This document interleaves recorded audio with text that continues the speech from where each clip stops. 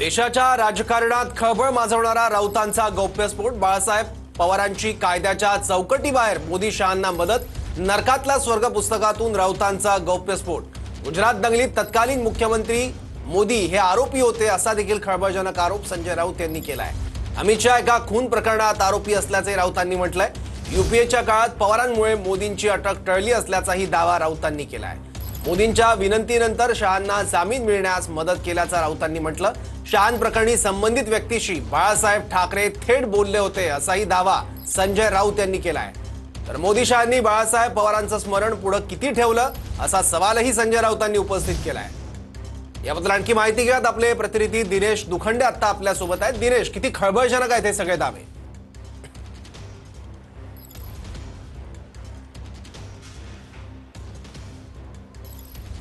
बघा, राष्ट्रीय राजकारणातली सगळ्यात मोठी आणि खळबळजनक गौप्यस्फोट असलेली ही बातमी आहे आणि TV9 मराठी ही बातमी त्यांच्या दर्शकांसाठी घेऊन आलेली आहे। ही बातमी आहे देशाचे पंतप्रधान नरेंद्र मोदी आणि केंद्रीय गृहमंत्री अमित शहा यांच्या संदर्भातली। तत्कालीन गुजरातचे तत्कालीन मुख्यमंत्री नरेंद्र मोदी आणि तत्कालीन गृहराज्यमंत्री अमित शहा यांना शरद पवार आणि बाळासाहेब ठाकरे यांनी कायद्याच्या चौकटीबाहेर जाऊन मदत केली असा गौप्यस्फोट संजय राऊत यांनी त्यांच्या नरकातला स्वर्ग या आगामी पुस्तकात केलेला आहे। नरकातला स्वर्ग हे पुस्तक संजय राऊत यांच्या ईडी कोठडी आणि आर्थर रोड जेलमधील कारावासातल्या एकूण अनुभवासंदर्भातलं पुस्तक आहे। उद्या या पुस्तकाचा प्रकाशन समारंभ मुंबईत होतो आहे। राष्ट्रवादी काँग्रेसचे शरद पवार गटाचे नेते शरद पवार, शिवसेना युबीटीचे प्रमुख उद्धव ठाकरे, जावेद अख्तर, साकेत गोखले यांच्या प्रमुख उपस्थितीत हा प्रकाशन सोहळा पार पडणार आहे। पण त्याआधी या पुस्तकात अनेक खळबळजनक गौप्यस्फोट आहेत। त्यापैकी शरद पवार आणि बाळासाहेब ठाकरे यांनी नरेंद्र मोदी आणि अमित शहा यांना कायद्याच्या चौकटीबाहेर जाऊन कशी मदत केली याचा सविस्तर घटनाक्रम, याचा सविस्तर प्रसंग या पुस्तकात मांडलेला आहे। नरेंद्र मोदी हे गुजरात दंगली प्रकरणी एक आरोपी होते, तसंच अमित शहा हे एका खून प्रकरणात आरोपी होते। त्यावेळेस यूपीएचं सरकार होतं। या दोन्ही सरकारमध्ये म्हणजे गुजरात सरकार पर्यायाने नरेंद्र मोदी विरुद्ध यूपीए सरकार असा संघर्ष होता, तणाव होता। नरेंद्र मोदी यांना गुजरात दंगल प्रकरणी अटक करण्यापर्यंतची परिस्थिती होती। पण त्यावेळेस शरद पवार यांनी एका कॅबिनेटमध्ये मत मांडलं की राजकीय मतभेद असतील तरीही लोकशाही मार्गाने निवडून आलेल्या मुख्यमंत्र्यांना अटक करणं योग्य ठरणार नाही। आणि या कॅबिनेटमध्ये शरद पवार यांच्या या भूमिकेला त्यांच्या काही सहकाऱ्यांनी मूकसंमती दर्शवली आणि त्यामुळे नरेंद्र मोदी यांची त्यावेळेस होणारी अटक टळली असा खळबळजनक गौप्यस्फोट संजय राऊत यांनी नरकातला स्वर्ग या पुस्तकात केलेला आहे। तर अमित शहा यांच्या बाबतीतलाही एक खळबळजनक गौप्यस्फोट शरद पवारांनी त्यांना कशी मदत केली या बाबतीतला आहे। एका खून प्रकरणात आरोपी होते, तडीपार होते, CBI चौकशी सुरू होती। नरेंद्र मोदी यांनी शरद पवार यांना फोन करून विनंती केली की अमित शहा यांना या प्रकरणात मदत करा। शरद पवार यांनी स्वभावानुसार आणि एकूण महाराष्ट्राची जी राजकीय संस्कृती परंपरा आहे त्यानुसार अमित शहा यांना मदत करण्याचं ठरवलं। त्यांनी या CBI चौकशीत त्या पथकातले महाराष्ट्र केडरचे एक अधिकारी होते, त्यांच्याशी संपर्क साधला किंवा आपल्या स्वभावानुसार शरद पवार यांनी अमित शहा यांना मदत केली आणि या मदतीचं शहा आणि पवार यांनी पुढे किती स्मरण ठेवलं असा सवाल संजय राऊत यांनी या पुस्तकात केलेला आहे। बाळासाहेबांच्या मदतीचाही एकूण प्रसंग, घटनाक्रम संजय राऊत यांनी पुस्तकात दिला आहे। तोही अत्यंत खळबळजनक असा गौप्यस्फोट आहे। अमित शहा जेव्हा अडचणीत होते एका खून प्रकरणात आणि गुजरात दंगली प्रकरणात, तेव्हा त्यांना कोणीतरी सुचवलं की बाळासाहेब हे तुम्हाला मदत करू शकतात। गुजरातहून अमित शहा हे मुंबईत आले, त्यांच्याबरोबर लहानगा अजय शहा ही त्यांच्या सोबत होता। त्यांनी मातोश्रीच्या दरवाजापर्यंत जाऊन बाळासाहेबांची भेट घेण्याचा प्रयत्न केला, पण ते कलानगरच्या प्रवेशद्वारावरच थांबले। त्यांना त्या दिवशी प्रवेश मिळाला नाही। दुसऱ्या दिवशी ते ड्रम गेट पर्यंत पोहोचण्यात यशस्वी ठरले। त्यांना प्रवेश या कारणासाठी मिळत नव्हता की त्यावेळेस बाळासाहेबांचं राष्ट्रीय राजकारणात असलेलं वलय, त्यांना एकूण सुरक्षिततेचा असलेल्या त्या उपाययोजना, या सुरक्षा सगळ्या यंत्रणामुळे ते मातोश्रीपर्यंत पोहोचू शकत नव्हते। पण अखेर त्यांना बाळासाहेबांची भेट मिळाली। बाळासाहेबांनी अमित शहा यांचं म्हणणं ऐकून घेतलं, निवांतपणे त्या सगळ्या गोष्टी ऐकल्या।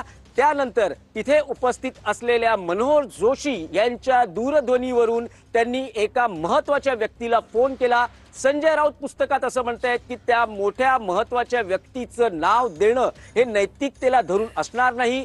अमित शहा यांचं म्हणणं होतं की बाळासाहेबांनी न्यायमूर्तींना सांगितलं तर आपल्याला या प्रकरणात मदत होऊ शकेल। त्यामुळे या प्रकरणाची जबाबदारी ज्यांच्याकडे होती त्यांना बाळासाहेबांनी फोन केला आणि त्यांचा शेवटचा संवाद असा होता की तुम्ही कोणत्याही पदावर बसलेला असाल पण तुम्ही हिंदू आहात हे विसरू नका।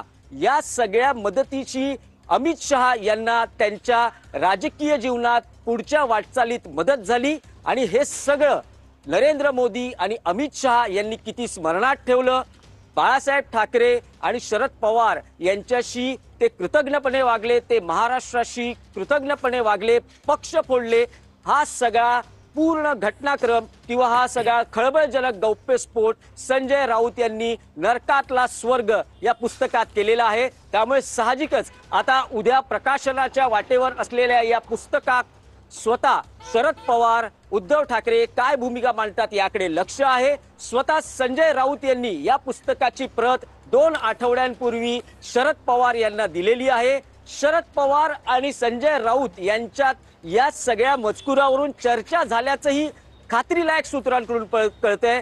पण देशाच्या राजकारणात या घडीला सगळ्यात मोठा खळबळजनक गौप्यस्फोट या पुस्तकाच्या माध्यमातून झालेला आहे आणि तो गौप्यस्फोट नरेंद्र मोदी आणि अमित शहा यांच्या बाबतीतला आहे।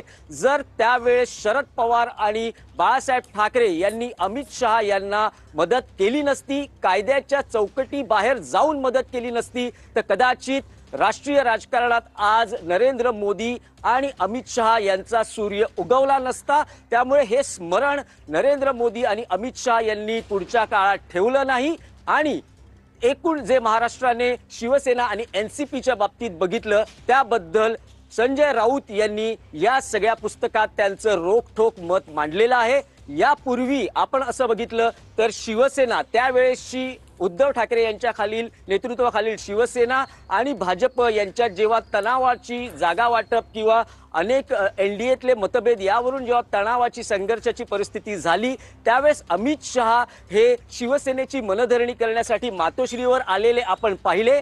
पण साधारण 20 वर्षापूर्वीही अमित शहा हे मातोश्रीवर आले होते असं या पुस्तकाचा दावा आहे। त्यावेळेस ते तरुण होते, स्वतःला वाचवणं या दृष्टीनं ते मातोश्रीवर आले होते आणि त्यांना बाळासाहेबांनी त्यांच्या स्वभावानुसार मदत केली याचा संपूर्ण प्रसंग आणि शरद पवार यांनी अमित शहा आणि नरेंद्र मोदी यांना कशी मदत केली हे सगळं या पुस्तकात मांडण्यात आलेलं आहे। यापूर्वी जेव्हा नरेंद्र मोदी यांना बाळासाहेबांनी कशी मदत केली याचा जो प्रसंग सांगितला जातो त्यावेळेसचे पंतप्रधान अटल बिहारी वाजपेयी यांनी गुजरात दंगली प्रकरणी नरेंद्र मोदी यांना राजधर्माची आठवण करून दिली होती। पण त्यावेळेस बाळासाहेब ठाकरे हे त्यांच्या मागे खंबीरपणे उभे राहिले आणि त्यांनी अटल बिहारी वाजपेयी यांना सांगितलं की जर नरेंद्र मोदी हे गुजरातमधून गेले म्हणजे जर त्यांना मुख्यमंत्री पदावरून हटवलं तर गुजरात आपल्या हातून जाईल। त्यामुळे नरेंद्र मोदी यांना अटल बिहारी वाजपेयी यांनी मुख्यमंत्री पदावरच कायम ठेवलं होतं आणि एकूण 2012 नंतर नरेंद्र मोदी यांचा राष्ट्रीय राजकारणात उदय झाला, ते पंतप्रधान बनले आणि आता देशाची धुरा त्यांच्या हातात आहे। पण अलीकडच्या काळात जो शिवसेना युबीटी शिवसेना फुटून 2 गट निर्माण होणं, एनसीपी फुटून 2 गट निर्माण होणं, ही जी सगळी महाराष्ट्रातली राजकीय परिस्थिती झाली आहे त्यावर संजय राऊत यांनी भूतकाळात काय घडलं होतं याचा खुलासा केलेला आहे। संजय राऊत हे दैनिक मुखपत्र सामनाचे कार्यकारी संपादक आहेत। त्यांनी जवळपास 30 वर्ष शिवसेना प्रमुख बाळासाहेब ठाकरे यांची भूमिका संपादकीयच्या माध्यमातून रोखठोक पद्धतीने मांडली। त्यामुळे संजय राऊत जेव्हा हा सगळा घटनाक्रम सांगतात तेव्हा संजय राऊत हे बाळासाहेबांचे अत्यंत निकटवर्तीय विश्वासू असे सहकारी नेते होते, त्यामुळे या घटनाक्रमाचे ते साक्षीदार राहिलेले असणार। त्यामुळे अत्यंत ठोकपणे किंवा रोखठोकपणे त्यांनी हे सगळं आपल्या पुस्तकात मांडलेलं आहे। आज बाळासाहेब हयात नाहीत, तसंच मनोहर जोशी यांच्या फोनवरून जो फोन केला गेला होता एका महत्त्वाच्या व्यक्तीला अमित शहा यांच्या जामिनासाठी किंवा अमित शहा यांना सोडवण्यासाठी, आज मनोहर जोशी ही हयात नाहीत, पण संजय राऊत हे जे सगळं मांडताहेत ते कदाचित जे त्यांनी वर्णन केलेलं आहे, इतकं अत्यंत बारकाईने वर्णन केलेलं आहे, ते पाहता संजय राऊतही या सगळ्या घटनाक्रमाचे या प्रसंगाचे साक्षीदार राहिले असावेत, त्यामुळे त्यांनी हे सगळं मांडलं असावं। संजय राऊत यांना आता या पुढच्या काळात अनेक प्रश्न माध्यमं विचारतील, स्वतः शरद पवार यांनाही या प्रकरणी विचारणा होईल आणि या सगळ्याची अधिक स्पष्ट उत्तरं उद्या प्रकाशन सोहळ्यात आपल्याला मिळू शकतील। पण आज नरेंद्र मोदी आणि अमित शहा यांच्या बाबतीतली खळबळजनक गौप्यस्फोट करणारी ही सगळ्यात मोठी बातमी TV9 मराठी आपल्या दर्शकांना देत आहे। बरोबर आहे दिनेश, खळबळजनक आणि धक्कादायक दावे केले आहेत। आता या सगळ्या दाव्यांचे महाराष्ट्राच्या राजकारणात नेमके काय पडसाद उमटतात ते बघावं लागेल। तुर्तास धन्यवाद या माहितीबद्दल।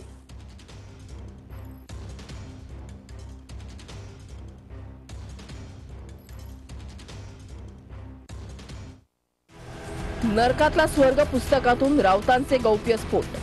पंतप्रधान मोदी गुजरातचे मुख्यमंत्री असताना केंद्रात युपीएचं सरकार होतं। गोध्रा हत्याकांडादरम्यान सीबीआयसह अनेक चौकशांचा ससेमिरा सुरू होता। मोदी गुजरातचे मुख्यमंत्री असताना केंद्र आणि गुजरात सरकारमध्ये संघर्ष सुरू होता। याच दरम्यान गुजरातचे अनेक तत्कालीन मंत्री आणि माजी गृहराज्यमंत्री शहांना तुरुंगात टाकलं होतं। कारवाईचा रोख मुख्यमंत्री असताना मोदींवर होता, अटकेची टांगती तलवार होती। मात्र लोकशाहीनं निवडून आलेल्या मुख्यमंत्र्यांना अटक करणं योग्य नसल्याचं मत पवारांचं होतं।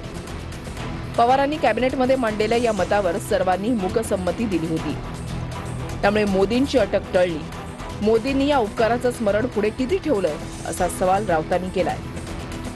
अमित शहा हे एक खून प्रकरणामध्ये आरोपी होते, त्यांना नंतर तडीपार सुद्धा केलं होतं। शहांना जामीन देण्यास सीबीआयच्या विशेष पथकाचा विरोध होता। पथकात एक महाराष्ट्र केडरचे अधिकारी होते। पवारांनी त्यांच्या स्वभावानुसार मदत केली। शहांना एका प्रकरणामध्ये जामीन मिळाला असं राऊतांनी म्हटलंय। हेच अमित शहा पुढे पवार आणि महाराष्ट्राशी कसे वागले असा सवाल राऊतांनी केलाय। आज गोदी मीडिया झालेला प्रत्येक जण त्यावेळेला मोदींच्या विरोधात होता, पण ठाकरे, शिवसेना आणि सामना मोदींच्या बाजूने उभा राहिला होता। मात्र त्याच मोदींनी पुढे शिवसेना असुरी पद्धतीने फोडली असं राऊतांनी म्हटलंय। त्यामुळे पवार मोदींना भेटले म्हणून राऊतांवरील कारवाई टाळली जाईल या भाकड कथांवर माझा विश्वास नव्हता, त्यांनी मला अटक केली। बाळासाहेबांनी केलेली मदत कोणत्याही कायद्याच्या चौकटीमध्ये बसत नव्हती असं राऊतांनी म्हटलंय। गुजरातमधून शहा तडीपार होते, सीबीआयनं फास आवळत आणल्यामुळे शहांच्या तात्पुरत्या जामिनावर प्रश्नचिन्ह निर्माण झालं असं राऊतांनी म्हटलंय। बाळासाहेबच मदत करू शकतात असं शहांना कोणीतरी सुचवलं होतं असं राऊतांनी म्हटलंय। एके दिवशी भर दुपारी ते लहान जय शहाला घेऊन मुंबई विमानतळावर उतरले। विमानतळावरून काळी पिवळी टॅक्सी पकडून ते वांद्र्याच्या दिशेने निघाले। शहांनी ड्रायव्हरला मातोश्रीच्या मुख्य गेटवर सोडायला सांगितलं, मात्र त्यावेळेला कलानगरच्या मुख्य गेटवरच शहांना अडवून ठेवण्यात आलं होतं असं राऊतांनी म्हटलंय। गुजरातचा आमदार आणि माजी मंत्री असून साहेबांना तात्काळ भेटायचं आहे असं शहांनी म्हटलं, पण हा निरोप आज जात नव्हता, कारण त्यावेळेला मातोश्रीची सुरक्षा व्यवस्था अनेक अडथळ्यांची होती असं राऊतांनी या पुस्तकात म्हटलंय।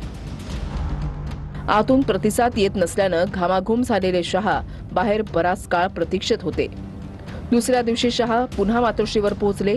त्या दिवशी ते मुख्य गेटवरून ड्रम गेटपर्यंत पोहोचू शकले।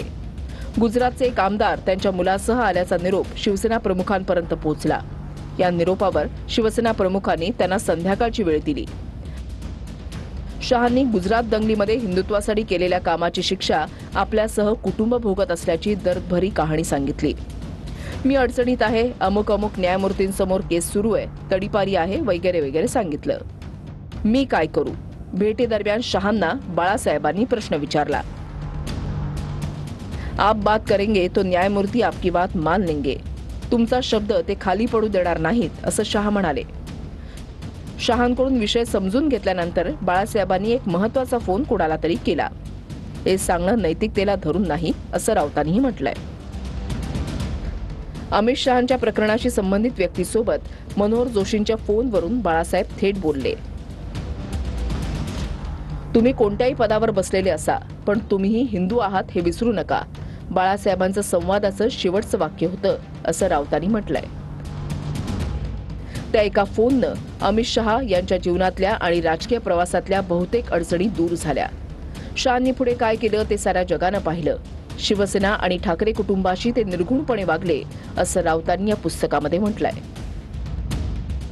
ईडी कोठडी संपवून न्यायालयीन कोठडी म्हणजे आर्थर रोड जेलच्या दिशेनं जाताना हे सगळं मला आठवत होतं असं राऊतांनी म्हटलेलं आहे.